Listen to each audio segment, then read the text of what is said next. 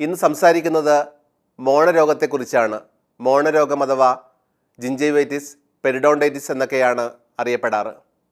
മനുഷ്യകുലത്തെ ദന്തക്ഷയത്തെ പോലെ തന്നെ ഏറ്റവും കൂടുതൽ ബാധിച്ചിരിക്കുന്ന, ലോക ജനസംഖ്യയുടെ ഏകദേശം 80-90% ബാധിച്ചിരിക്കുന്ന രോഗങ്ങളിലൊന്നാണ് മോണരോഗം. മോണരോഗം പല്ലുകളുടെ ആരോഗ്യത്തെയും ആരോഗ്യ സംരക്ഷണത്തെയും മാത്രമല്ല, മനുഷ്യ ശരീരത്തിലെ മറ്റ് വിവിധ രോഗാവസ്ഥകൾ കൂടി കാരണമാകുന്നു. മോണരോഗം ബാധിച്ച ഗർഭിണികളിൽ പ്രസവം നേരത്തെയാകാനും കുട്ടികളുടെ ഭാരക്കുറവിനൊക്കെ കാരണമാകുന്നുണ്ട്. അതുകൊണ്ട് തന്നെ മോണരോഗം പ്രമേഹവുമായി അഭേദ്യമായി ബന്ധപ്പെട്ട് കിടക്കുന്നു. മോണരോഗമുള്ളവർ പ്രമേഹത്തിന് ഗുളികകൾ കഴിക്കുന്നുണ്ടെങ്കിൽ അത് കൃത്യമായ അളവിൽ ശരീരത്തിന് ലഭിക്കുന്നില്ല എന്നും പുതിയ പഠന റിപ്പോർട്ടുകൾ വ്യക്തമാക്കുന്നു. അതുകൊണ്ട് ശരിയായ ആരോഗ്യം നല്ല നിലയിൽ നിലനിർത്തുന്നതിന് മോണരോഗം തടയേണ്ടത് അത്യാവശ്യമാണ്. മോണരോഗം ഉണ്ടാകുന്ന പ്രധാനമായും ദന്ത സംരക്ഷണത്തിൽ, അതായത് ദന്തപരിപാലനത്തിൽ കാണിക്കുന്ന വീഴ്ച മൂലമാണ്. നാം ഭക്ഷണം കഴിച്ച ഭക്ഷണാവശിഷ്ടങ്ങൾ, വായിൽ പറ്റിപ്പിടിച്ചിരിക്കുന്ന ഭക്ഷണാവശിഷ്ടങ്ങളിൽ വായിലുള്ള ബാക്ടീരിയ പ്രവർത്തിക്കുകയും പല്ലും മോണയും ചേരുന്ന ഭാഗത്തും മറ്റു ഭാഗങ്ങളിലും അത് അടിഞ്ഞുകൂടുകയും ചെയ്യുന്നു. ഇത് തുടക്കത്തിൽ പ്ലാക്ക് എന്ന നേരിയൊരു ആവരണമായിട്ടാണ് രൂപാന്തരപ്പെടുന്നത്.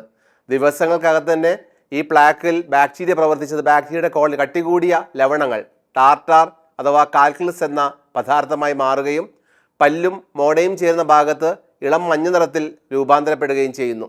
ആഴ്ചക്കകം തന്നെ ഈ പ്ലാക്കിൽ ബാക്ടീരിയ പ്രവർത്തിച്ച് കറുത്ത കട്ടികൂടിയ ലവണമായി നമ്മുടെ പല്ലും മോണയും ചേരുന്ന ഭാഗത്ത് അത് മാറുന്നു.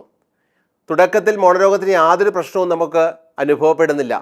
മോണയിൽ ചെറിയ വേദന, ചെറിയ രീതിയിൽ രക്തം പൊടിഞ്ഞു വരിക എന്നൊക്കെയാണ് മോണരോഗത്തിൻ്റെ പ്രാരംഭ ലക്ഷണം. അതുകൊണ്ട് തന്നെ നാം പലപ്പോഴും മോണരോഗത്തെ പ്രാരംഭഘട്ടത്തിൽ ഗൗനിക്കാറില്ല.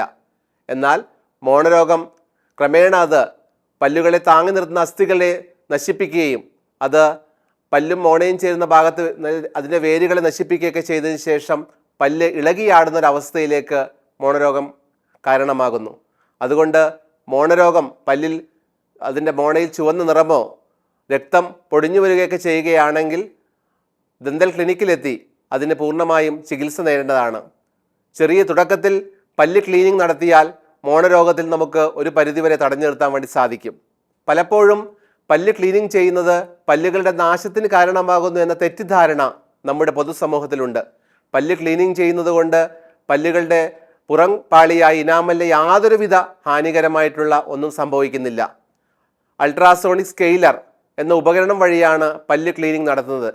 പല്ലിലും മോണയിലും പറ്റിപ്പിടിച്ചിരിക്കുന്ന കാൽക്കുലസ്, ടാർട്ടാർ ലവണങ്ങളെ വളരെ അൾട്രാസോണിക് സ്കെയിലറിൻ്റെ ശക്തി ഉപയോഗിച്ചിട്ടാണ്, അതിൻ്റെ പ്രഷർ ഉപയോഗിച്ചിട്ടാണ് നീക്കം ചെയ്യുന്നത്. ഇനാമലിനെ യാതൊരുവിധ ഹാനികരമായും ഒന്നും സംഭവിക്കുന്നില്ല. അതിൻ്റെ ചെറിയ വൈബ്രേഷനും, നേരത്തെ വൈബ്രേഷനിലും വെള്ളത്തിൻ്റെ സഹായത്തോടു കൂടി അഴുക്കുകളെ പൂർണ്ണമായും എടുത്തു മാറ്റുകയാണ് ചെയ്യുന്നത്. ഒരു 10-20 മിനിറ്റ് കൊണ്ട് തന്നെ പല്ലിൽ പറ്റിപ്പിടിച്ചത് മുഴുവൻ അഴുക്കുകളെയും നമുക്ക് നീക്കം ചെയ്യാൻ വേണ്ടി സാധിക്കും. എന്നാൽ പല്ല് ക്ലീൻ ചെയ്യുമ്പോൾ ചിലപ്പോൾ ചിലർക്ക് ചെറിയ പുളിപ്പ് വരാറുണ്ട്.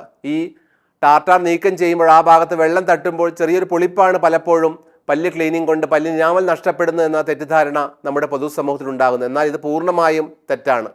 അതുകൊണ്ട് തന്നെ മോണരോഗം തുടക്കത്തിൽ തന്നെ കണ്ടെത്തുന്നതാണ് ഏറ്റവും ഉചിതം. നേരത്തെ സൂചിപ്പിച്ചതുപോലെ പ്രമേഹവും മോണരോഗവും അഭേദ്യമായി ബന്ധപ്പെട്ട് കിടക്കുന്നുണ്ട്. പ്രമേഹമുള്ളവരിൽ അറിയാം, പലപ്പോഴും വായ പരിശോധിച്ചാൽ മോണരോഗവും ഉണ്ടാകാറുണ്ട്. മോണയിൽ നിന്ന് അസഹ്യമായിട്ടുള്ള രക്തം വരികയും ദുർഗന്ധമുണ്ടാവാനും ഈ പ്രമേഹ ബാധിതരിൽ പലപ്പോഴും അനുഭവപ്പെടാറുണ്ട്. അതുകൊണ്ട് തന്നെ പ്രമേഹമുള്ളവർ മോണയുടെ ആരോഗ്യം കൂടി പരിശോധിക്കുന്നത് നന്നായിരിക്കും. മോണരോഗവും ദന്തക്ഷയവും വരാതെ തടയുന്നതിന് ഏറ്റവും നാം ശ്രദ്ധിക്കേണ്ടത് ശാസ്ത്രീയമായ ബ്രഷിംഗ് രീതിയാണ്. രാവിലെയും രാത്രിയും നിർബന്ധമായും ബ്രഷ് ചെയ്യുക. എപ്പോൾ ഭക്ഷണം കഴിച്ചാലും വായ നല്ല വെള്ളത്തിൽ കഴുകി വൃത്തിയാക്കുക. നമ്മളുടെ ഭക്ഷണക്രമത്തിൽ ഒട്ടിപ്പിടിക്കുന്ന ചോക്ലേറ്റ്സും മധുര പലഹാരങ്ങളും പരമാവധി ഒഴിവാക്കുക. നാരുള്ള ഭക്ഷണക്രമത്തിൽ ഉൾപ്പെടുത്താൻ വേണ്ടി ശ്രദ്ധിക്കുക. ചോക്ലേറ്റ്സും മധുര പലഹാരങ്ങളും ഒഴിവാക്കി കുട്ടികളാകുമ്പോൾ തന്നെ അവർക്ക് ഫ്രൂട്ട്സും മലക്കറികളും ഇലക്കറികളൊക്കെ തന്നെ അവരുടെ ഭക്ഷണക്രമത്തിൽ ബോധപൂർവം ഉൾപ്പെടുത്തുന്നതിന് നാം തയ്യാറാകേണ്ടതുണ്ട്. ദന്താരോഗ്യത്തിൽ മോണരോഗം തടയേണ്ടതിൻ്റെ പ്രാധാന്യം വളരെയേറെയാണ്. നമ്മുടെ ശരിയായ ആരോഗ്യം നിലനിർത്തുന്നതിൽ മോണരോഗം തടഞ്ഞു നിർത്തുക എന്നത് നാം പ്രത്യേകം ശ്രദ്ധിക്കേണ്ടതാണ്. അതുകൊണ്ട് തന്നെ വായ കൃത്യമായ സമയത്ത് 6 മാസത്തിലൊരിക്കലെങ്കിലും ദന്തപരിശോധന നടത്തിയാൽ വായിൽ മോണരോഗം രൂപാന്തരപ്പെടുന്നുണ്ടോ എന്ന് നമുക്ക് തിരിച്ചറിയാൻ വേണ്ടി സാധിക്കും.